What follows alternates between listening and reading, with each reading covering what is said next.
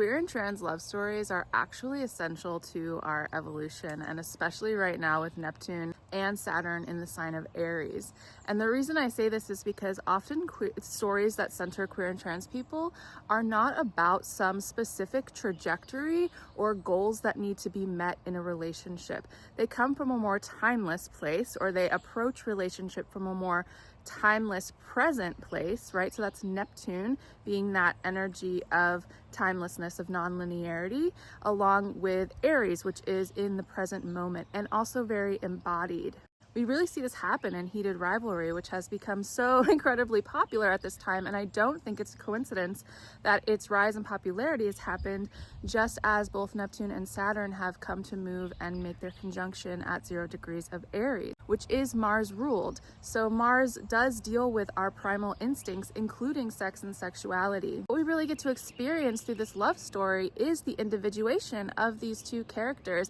and it also includes a lot of longing and a lot of separation, which is a correlation of Neptune, as Neptune is the planet that indicates the things that we long for in our life, along with Saturn, which is the planet that brings separation and isolation. So it's not a coincidence the way that people are responding to this show right now, because it's so encompassing the energy of Saturn and Neptune in Aries, being these forces that we have to constantly reckon with in order to move towards our individuation process, in order to become more whole in who we are through our relationships, right? Through the way that we long for other people, or that we're forced into separation because of different circumstances in our own life, whether those be the suppressive forces like we see in that show, which is literally just the institutions that they are having to deal with. Whatever the limitations are in your own experience, it's so easy to project ourselves into that situation because we all have limitations, or what we perceive as limitations to our ability to connect to or to receive another person into our life, or to even believe that we're worthy of that,